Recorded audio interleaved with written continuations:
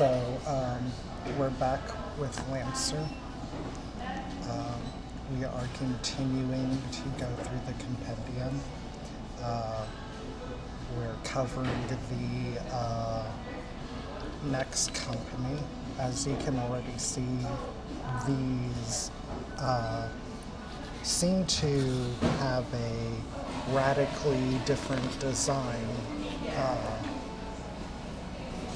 from the last company covered. I'm actually pretty impressed how they managed to make these different companies have a cohesive feel like this. Smith Shimano Corpro, the SSC founded by Cartwright Smith and Shimano Hideyoshi, is the second oldest corporation in the galaxy, preceded only by GMS. Through SSC's emphasis on private, stellar, and interstellar travel, the fantastic wealth of its founders, and favorable contracts within unions First Kennedy, Smith Shimano quickly became an early leader in the race to develop sublight downwell and UVA vehicles. SSC grew throughout Union's first expansion period, managing the majority of all private and corporate contracts, design, outfitting, and clinical needs. Over time, the corporation diversified to specialize in bio-bespoke long-range scout suits, personalized hard suits, for those with the money to afford them. The necessities of deep space exploration require humans to spend long periods in hostile environments.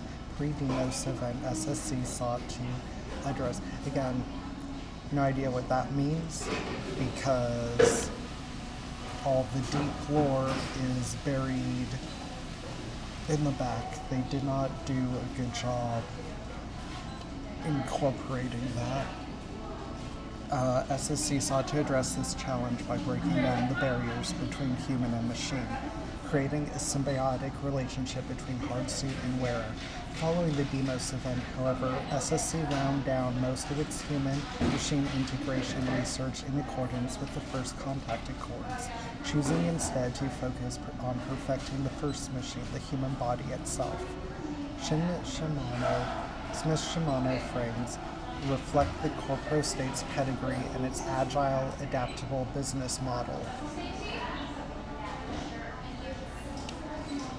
They are built not to take hits, though they're resilient enough, but to avoid them entirely. SSC Designs, which is a very different approach than the ones we saw yesterday. I'm very excited to see how that actually applies itself in gameplay. Mobility and sleek profiles, precisely tuned to land, not the hardest hit, but the most accurate. Economy, precision, and singularity is the name of the game for this manufacturer. Why fire 1,000 rounds when one can be just as effective? The mechs developed by SSC are known for their license exclusivity, appealing silhouette, and exacting design. Their luxe iconic line of chassis are coveted single designer models, each unique to the pilot with the requisite licenses to afford them. As such, unlike other manufacturers, SSC frames tend to be longer lasting in service, with more emphasis on retrofitting and repair than recycling and production. That's interesting that this seems to be sort of exclusive luxury brand, but it's not really reflected in, since you can still acquire these with equally at ease with any other company. SSC core bonuses. SSC bonuses increase your mech speed, evasion, and ranged combat efficacy. You must have at least 3 license levels in SSC frames to take a bonus from this list, and another 3 levels for each additional bonus.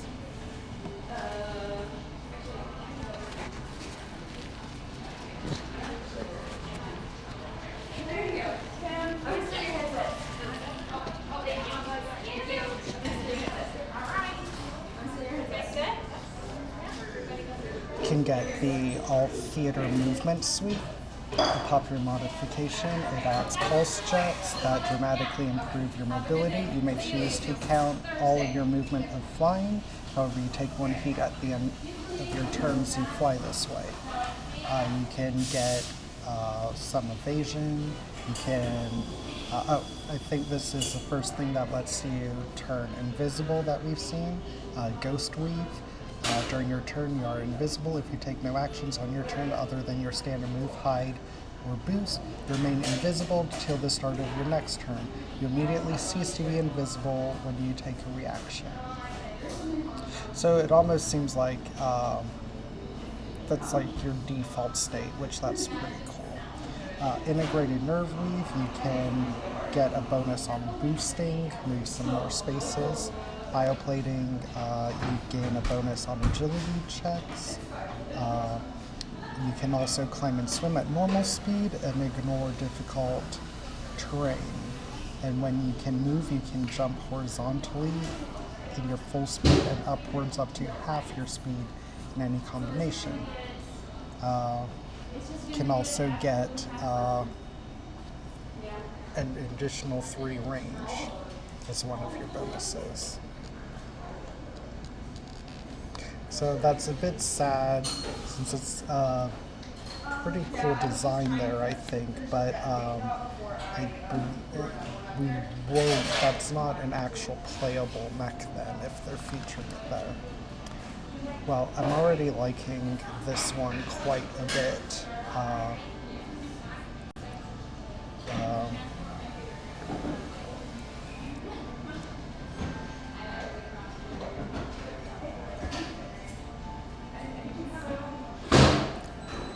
SSC Black Witch. This is a controller/support. It's the flagship model of their Lux line of frames. On paper, meant to compete with Harrison Armory's dominance in the field of cutting-edge gravity and electromagnetic manipulation. Utilizing the newest technologies developed by SSC's Exotic Materials Group, the Black Witch is a fearsome area control platform often fielded in support of heavier mechs engaged in direct combat. With a slim profile and strong defensive systems, the Black Witch is especially popular among the wealthier houses of the Karakin trade baronies, who often place multiple orders to outfit their personal guards and house company officers. Next to internally produced Baronic frames, the Black Witch, alongside other SSC Lux models, is the most popular SSC chassis throughout Noble Karakin space. Core stats, it's of course a size 1, has some armor, HP of 6, which is pretty standard. It's a pretty low repair cap. That's pretty evasive, but standard speed. Slightly higher save target than normal. Pretty higher than normal sensors. It's a pretty high E defense compared to what we've seen. No bonus to tech attack though, and it's a pretty high number of structure points, or system points. However, that's okay. So traits, it has resistance to, I believe that's energy, and once per round you can attempt to parry an attack. And then you only have one mount though, which that's on the low side. Magnetic field projectors, and your core system is magnetic field projector. They're a variation on typical magnetic defense technologies. When activated, they create a magnetic bubble that traps all magnetic projectiles. The strength of the field is so great that it can even draw mechs to its center when the field is dispersed. Its battery runs out, imploding all captured projectiles to a point in the bubble. So you can project a 3-area magnetic field, causing the following effects until the end of your next turn. The area is difficult terrain. Ranged attacks of those damage types can't enter or leave the area. Mechs and other characters that are metallics that start their turn in the area or enter it must succeed on a hull save to be close to the center and become immobilized. When the effect ends, any ranged attacks that were stopped resume their trajectory towards the center of the affected area. GM rolls attacks against each character, getting +1 per blocked attack to a maximum of 6. On hit, these attacks deal 1d6 to a maximum of 6d6. Yeah, that's a pretty cool effect. So at rank 1, you get this lash. You can choose a character with an 8 range and line of sight, and then you can pull them. You get a magnetic cannon, which, when you hit with it, can pull people towards you. At license level 2, you can get a scout drone, or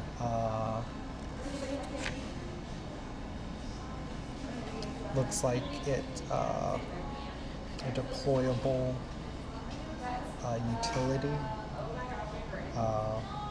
And at rank 3, you can get a bonus against tech attacks.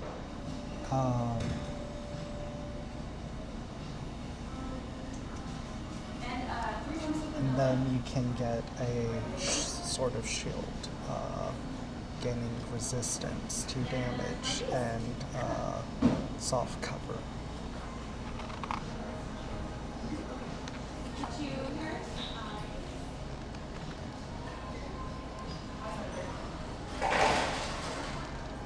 Very different design while still maintaining that sort of cohesive feel I feel like. So the SSC's Death's Head, which is an artillery. The Death's Head is their answer to the need for chassis saves and to long-range, low-splash strike actions. Sacrificing hull strength for stability and speed. The Death's Head is a maneuverable fire support platform able to avoid incoming fire while maintaining a near-perfect lock onto its targets. Its unique form allows for rapid, low-profile movement in all directions. As an aggressive and line-focused chassis, the Death's Head is one of the most popular models for Union Navy and Union Department of Justice and Human Rights officers. It is a combat chassis through and through, as the Death's Head is a chassis produced under SSC's Bella Chow line. There is no civilian analog. So core stats, this is also a size 1 mech, as you probably could have guessed by the scaling of the person. Its safe target is 10, which is standard. Oh, I believe this is the highest sensors we've seen. It has no armor. HP 8, which I think is a little on the lower side, very low. I guess that's going to be a thing for this company, maybe. That's a very low repair cap. Standard E-defense, no bonus to tech attack. I think that's kind of standard for SP and heat cap. Slightly higher evasion, but standard speed. The Death's Head may re-roll its first ranged attack each round, but must keep the second result. The Death's Head gets an additional +1 to all ranged attack rolls. So yeah, those seem pretty, kind of boring, but pretty solid in keeping in with its theme. You have 2 mounts, a main mount and a heavy mount. Core system, precognitive targeting. Precognition is the first step in human AI interaction. Using a neural bridge, SSC's precognitive targeting system allows pilots to learn constantly unconsciously from data gathered in the field, equipping them to read situations before they develop. Precognition is highly experimental, and the precise mechanisms are unknown even to the designers. Yeah, no kidding. They recommend limited monitored use of the system. And that lets you, for the rest of the scene, gain the mark for death action, which choose a character within between 5 and 30 range. While focusing on them, you become immobilized and can't take reactions, but you deal bonus damage based on weapon size. As long as they aren't within cover or within 5 range. You may only focus on one character at a time. As a protocol, you may cease focusing on that target, which, yeah, that seems pretty powerful, along with the, so that's just a really solid long-range support. So at License 1, you can get Meg Clamps, which lets you treat solid surfaces as flat ground for the purposes of movement.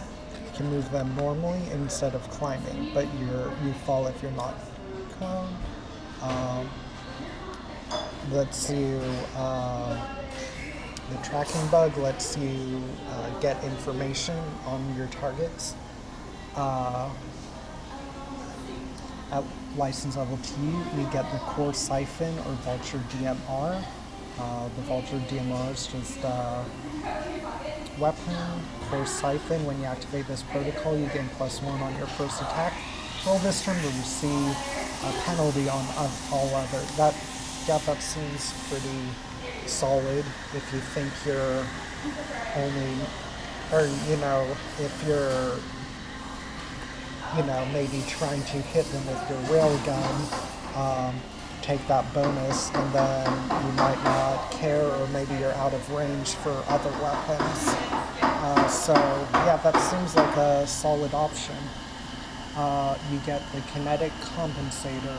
When you miss with the ranged attack roll, your next ranged attack roll gains +1. So, yeah, we're back to this type, just very in line with the other ones from this manufacturer we've seen. So it just looks very, well, a lot of these I do feel, but just very Zone of the Enders. I think I'll try and keep it on the design while I read.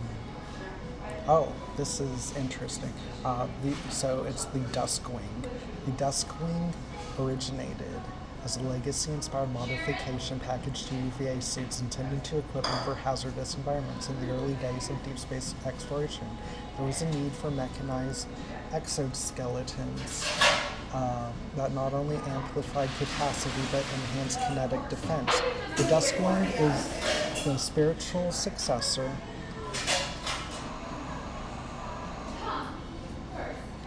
of those early deep space suits. Fast and small, it carries a complement of all theater maneuverability jets that allow for near-perfect flight. After the Dehague expedition, the Exotic Materials Group isolated and translated strains of the entity's real space expiry paracode, telelogics, and kinematics for use in electronic and systems warfare. Of the frames trialed for use with Dehague-derived technology, again, because they didn't place importance on the setting, that really doesn't mean anything to me right now. The Duskwing performed best. As a result, it is often used by SSC's internal consular security forces when esoteric defense is necessary. So I believe this is the first half-size smaller than 1 we've seen. Save target is 11, slightly higher. Got middle to high sensors, armor 0, standard E defense, but you do get a bonus to tech attack, and 6 SP, which is kind of standard. Heat cap is 4, which is a little on the low. Speed is high, just barely above standard, but evasion is pretty high. Again, like we've seen for all the others from this manufacturer, that's a pretty, compared to the ones we saw yesterday at least, that's a low repair cap. It can hover, which is I think the first mech we've seen that can do that. And then during its turn it's invisible, but not during its turn. It's also fragile. It receives a penalty on hull saves. And you've got 2 mounts. I believe this is, yeah, these are smaller mounts, so you don't even have a main.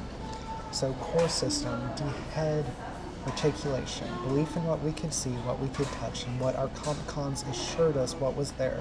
In our own subjectivity and memory, belief in reality became a weapon. We approached the Metavolve knowing we would face an unknown enemy, but we approached with the advantage of numbers and machine strength.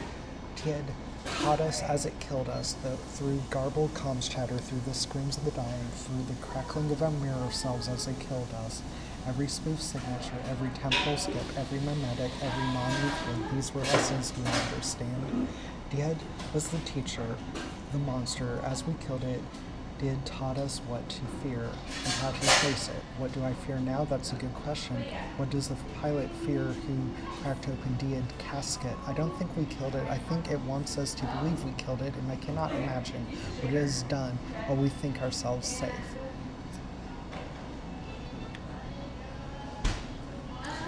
And that's the Hall of Mirrors. For the rest of the scene, whenever you start a unique movement during your turn, you leave a holographic imprint of yourself behind in the space where you started. They're the same size as you and have immunity to all damage and effects that aren't obstructions. When hostile characters start their turn and move through or move adjacent to the space occupied by a hologram, it detonates. They must succeed. Okay, that seems really cool, but your GM's gonna know that. So I don't know, but that does seem like a cool idea. But I guess it's up to you to make it so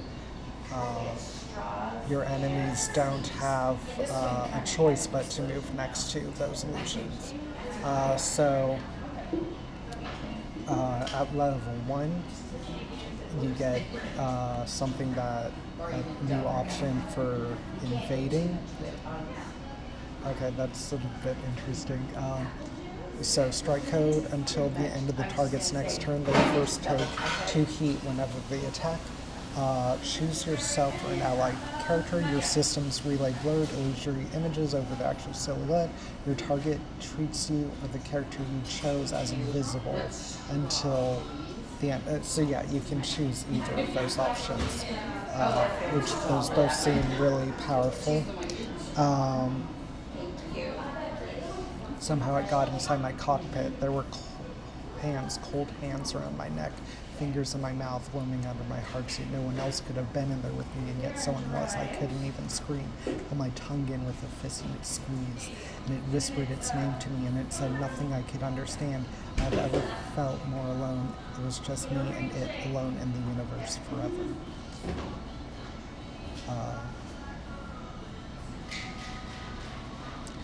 So this is also another interesting option. It's an area of effect attack, but it gives a bonus to your allies and does not harm them. At license 2, get a long range weapon or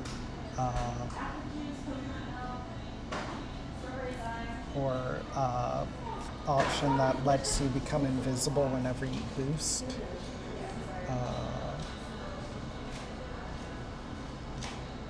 At license level 3, you can expend a charge to create a 3-area flash of light. All hostile characters within the affected area that have line of sight must succeed a save, become jammed, and succeed another save or become impaired.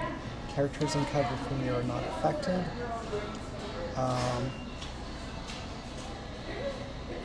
And then you can gain something that lets you, forces you to move only in straight lines. However, you can leave a holographic trail behind you as you move that are the same size as your neck.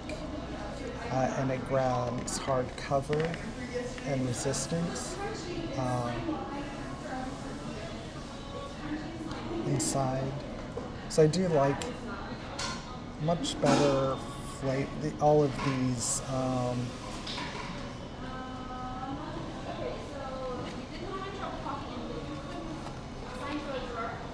flavor.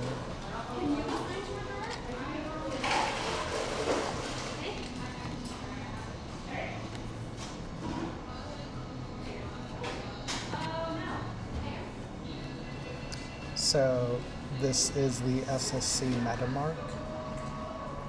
The metal mark is the backbone of the SSC's Bella Ciao mil-spec chassis line, fully equipped with a comprehensive suite of proprietary design engineering hallmarks to ensure its survivability, guidiness, and agility.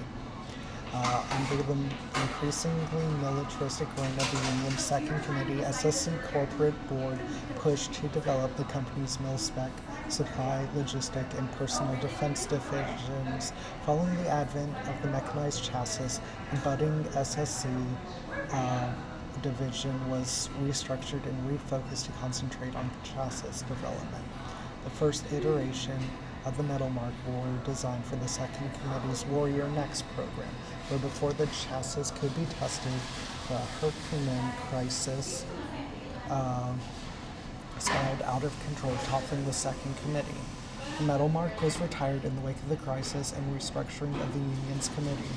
Being too time-consuming to produce as a mass-market chassis, SSC reworked the frame, tapped it to lead their new Bella Ciao line, and concentrated on small-market exclusive security contracts. The metal mark is now a valued model among security forces. Its form reflects SSC's deep space and long control heritage, blending anthropomorphic and aquiline design elements, sturdy construction, multiple redundant systems leading fully into their operator-specific marketing, and metal mark models come standard with a Smith's custom leather gimbal pilot seat to ensure comfort among deployments. Again, I guess leaning into their luxury brand image. So core stats, size 1, low armor, middling HP, slightly higher repair cap for this company, slightly higher evasion, normal speed, normal save target, normalish sensors, low E defense, middling SP, normalish heat cap. So traits, you're invisible while moving, but you reappear when stationary. When you're in soft cover, ranged attackers receive +2 penalty instead of 1. And you've got 3 mounts. Your core system lets you become invisible for the rest of the scene.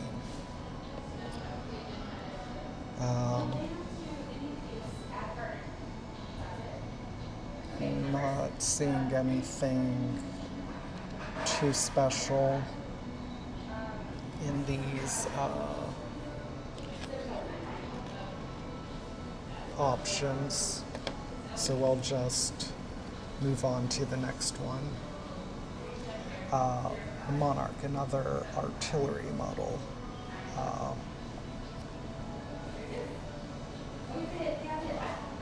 Which we'll see how this one compares. It's like that last one, you could take one look at it, and yeah, you could tell what that was about. But this one um, doesn't quite seem like artillery, but we'll see what they say. Uh, the Monarch is SSC's groundbreaking lesson how to design a fast platform for delivery of missiles and other self-propelled ordnance, ready to mount ground-to-ground, ground-to-air, ground-to-orbit, and all theater missiles and guidance systems. The Monarch can be customized for any payload and any target distance. The Monarch's large size often leads pilots to underestimate its agility. SSC's rigorous design requirement of one designer per 10 Monarch printings is a mark. Why do you need a designer of... Yeah, okay, that doesn't really make sense, but okay. Is a mark of their mark of luxury in Union's core world post-scarcity environment. This emphasis on purposeful scarcity is all that matters. All that prevents the Monarch from achieving total battlefield dominance. The Monarch is commonly deployed in mixed line and fire support roles, though field tests of a less resource-taxing micro-Monarch mid to close-range model is underway. The Monarch is part of SSC's Bella Ciao line of combat chassis. So core sets, I think this is the first size 2 that we've seen from this manufacturer. Normal-ish save target, higher than normal sensors, normal hull, slightly low repair cap, normal-ish evasion and speed, normal E-defense, slight bonus to tech attack, and slightly higher than normal heat cap.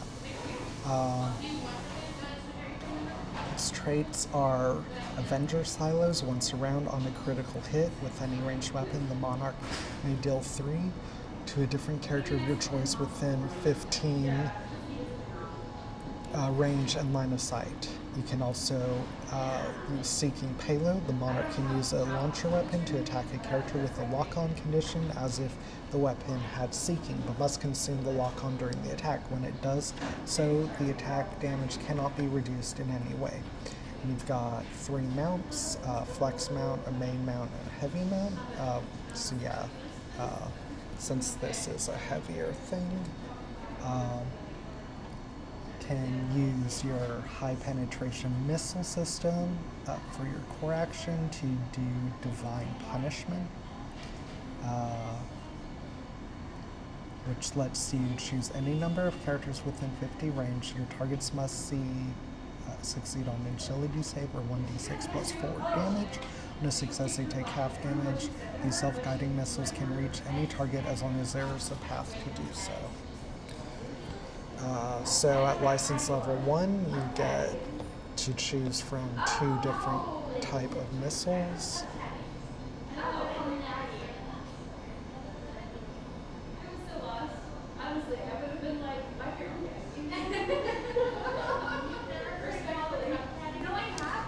License level 2, another type of missiles, and a stabilizer mod, which you get to choose one of your weapons, which is a launcher or a cannon. It gets 5 range and the ordnance tag.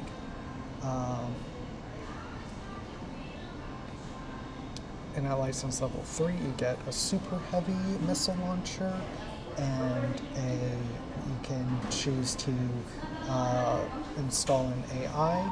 Your mech gains the AI tag and the TALAC protocol. The TALAC class NHPs provide advanced multi-system targeting and co-pilot functions, taking over subroutine control to ensure persistent lock-on and engagement. TALAC clones are often stereotyped as hasty and impetuous. They're well known for having superiority complexes. Despite this, they are some of the most stable NHP clones, leading subjectivity theorists to suggest that the wide portfolio of control and sense of domination given to Tlaloc units encourages a sense of contentment with their work and subjectivity parameters. As a result, they have a much longer cascade window. Thus far, this theory is consistently reproducible across all Tlaloc units, although there is no similar correlation among other mil-spec NHP lines. So as a protocol action, your NHP can rapidly fire and retarget your weapons far faster than you thought. You become immobilized until the start of your next turn. During this time, you may re-roll each missed melee or ranged attack roll once, choosing a new target within the attack's range. If the attack was part of an area of effect, it must target a character in the same area. Any given target can only be hit once during any single action. So this one looks pretty intense. The Morning Cloak, which is a striker. Is that our first striker that we've seen from this company?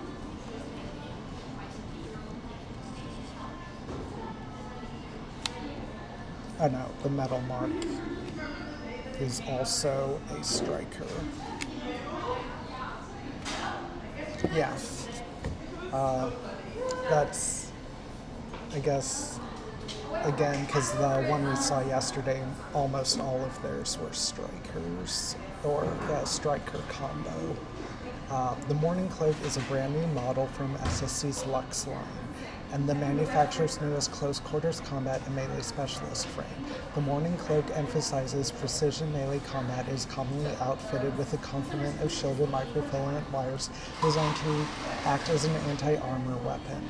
Designed by SSC's Exotic Materials Group, based on data from early engagements against the Ascendant Owl in Boundary Garden, the Morning Cloak combines SSC's harvested excerpts of DID Paracode with adapted Owlnic for manipulation technology. The Morning Cloak provides a prestigious and tactical option for situations where firearms are impractical and ordnance is unavailable.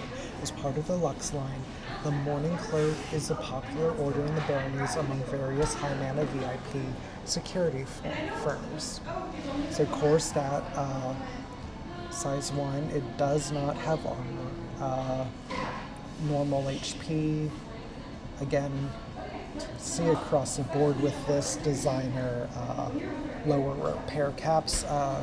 It does have pretty high evasion, normal speed, normal save target, slightly higher sensors, slightly lower E defense, no tech bonus, middling SP, and a slightly lower heat cap. Traits. Once a round, the Morning Cloak may deal an additional D6 damage on a melee attack if the target has no adjacent characters, if the Morning Cloak is the only adjacent character. The Morning Cloak gets a +1 to agility checks and saves. You have 2 mounts, a flex mount and a main mount.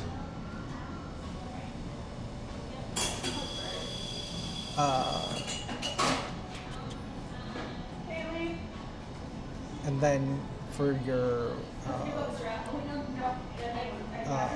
core action, you get something that lets you teleport instead of making standard moves. So at license level 1, you can get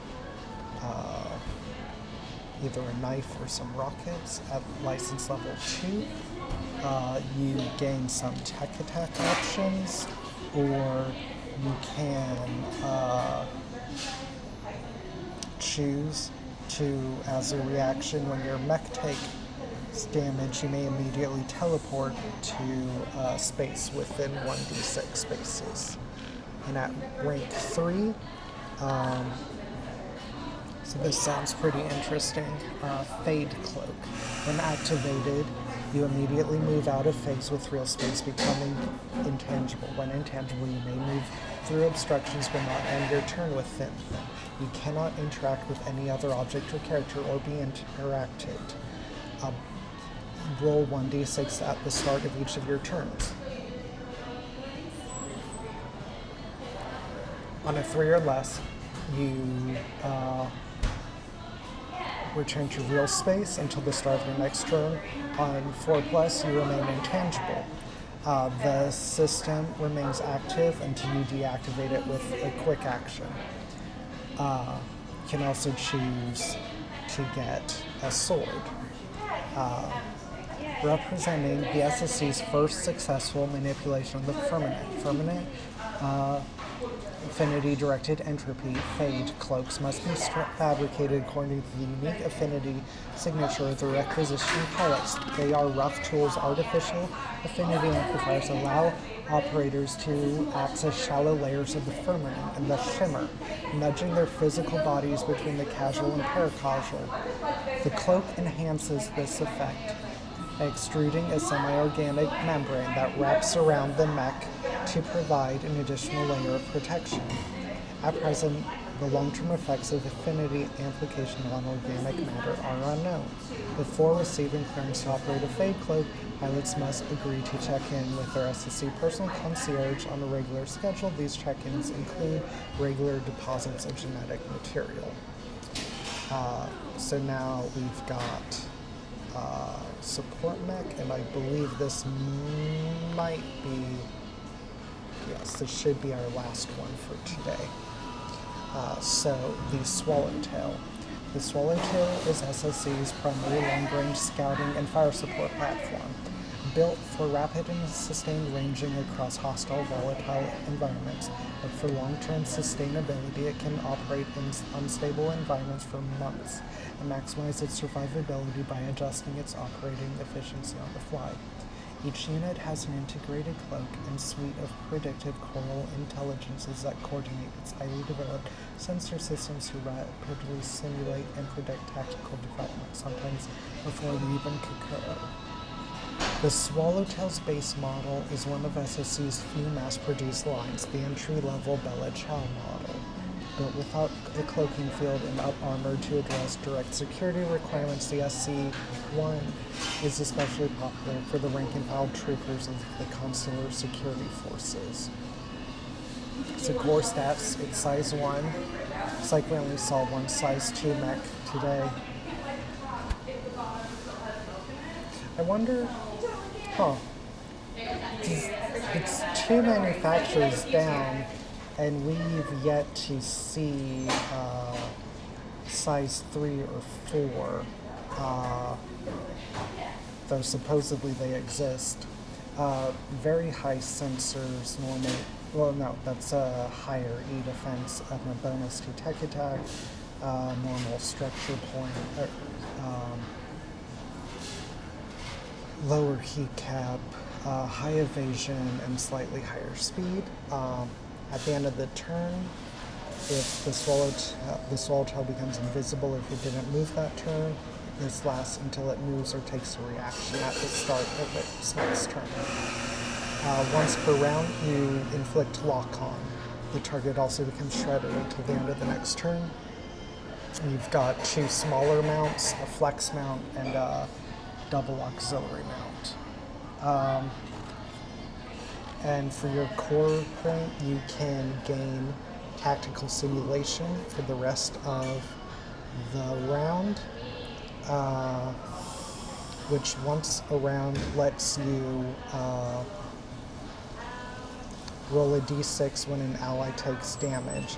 And a 4 plus, that was only a simulation predicted by your processor. Your ally gains resistance to all damage dealt by the attack, may teleport up to 3 spaces, representing their true location. On a 3 or less, there's a glitch. Your ally doesn't gain resistance, but can teleport up to 6 spaces. That's interesting. So the flavor is Cloud Scout Tascam Swarms are packets of networked microsensors launched in non-lethal mortar canisters that detonate high above the battlefield. Once seeded, the swarm generates a tactical simulation program that begins to run brevity cycles. Type contains simulations of tactical possibility. Probability results are then fed to the Swallowtail's choir processors, which in turn feed it to the pilot and networked squad members, ensuring a high probability of successful outcomes. So at level 1, you get access to a scout drone or a tech attack option. At level 2, you can choose to get bonuses to hidden and against ranged attacks. You can also get a rifle for one of your auxiliary slots. And at level 3, you can become invisible at the cost of getting slowed, and all allied character and also make other allied characters invisible as long as they're in the area. This effect lasts until the end of your next turn or until you're stunned. Take damage or deactivate it as a quick action. So we'll read the NHP. I like seeing how all the NHP personalities differ from each other. Smith Shimano's Athena is a pinnacle of total hyperspectral environmental facsimiles. Through a combination of unfettered OmniNet access hyperspectral relays fired out from a Cloud Scout Tascam projector, some networked squadmates, and active hostile intrusion protocols, Athena bootstraps a near flawless reconstruction of the immediate environment around its host core. Athena is unparalleled in its processing power, and with this reconstructed environment, and provides trustworthy, accurate advice to pilots in need of strategic counsel. Athena clones tend to be patient, cautious, and measured in their relations with pilots. That's the first time they haven't been a hothead. Athena constructs a perfect real-time and fully interactive 3D model of the 3 area within 50 range, including moving characters, all rendered in lovingly extreme detail. The following effects apply. You have full visibility within the affected area, but it doesn't count as line of sight. You know all statistics, weapons, and systems of characters within the affected area. Hostile characters within the affected area don't benefit from cover and can't hide or become invisible. Hostile characters that end on their turn on the affected area receive lock-on and cease to be invisible or hidden. Athena's simulation lasts until the end of the scene, or about 30 minutes narratively. You may target a new action as a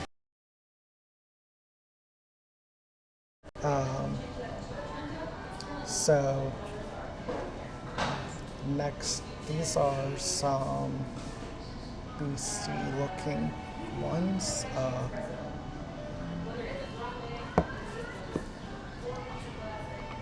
We are really short on time, but I don't think there's going to necessarily be a better time to do this week. So, well, do it now. If there's any questions you want to ask, now's the time, and we will ask them.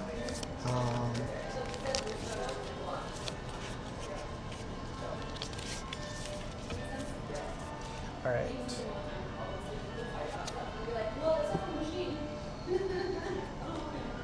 I'm going to ask, will Art School Reject take over Illy?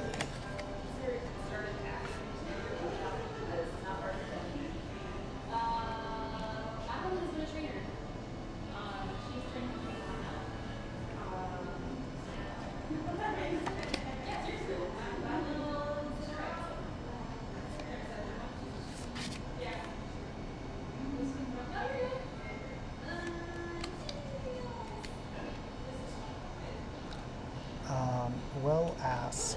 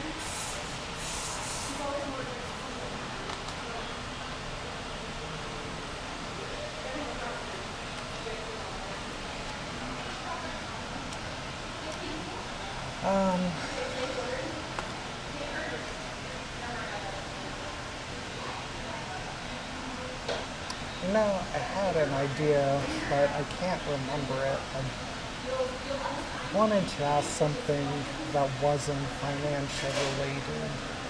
Uh,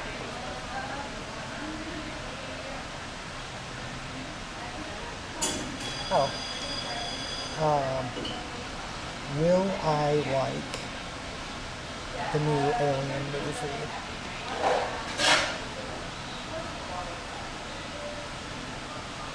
Well, I'm going to take that as me not liking the last one. Um,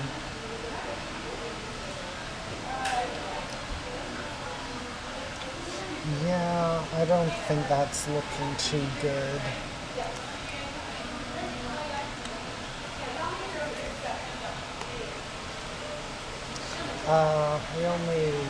I really do need to get going, so we'll only do um, one more.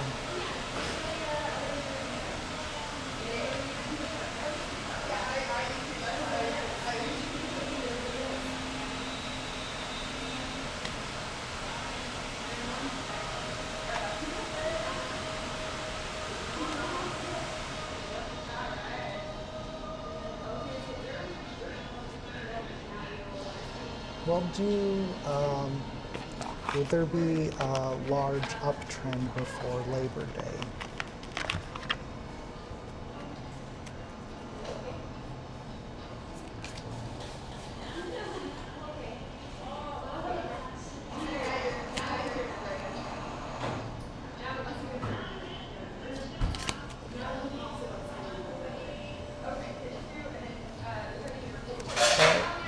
That will be it for today.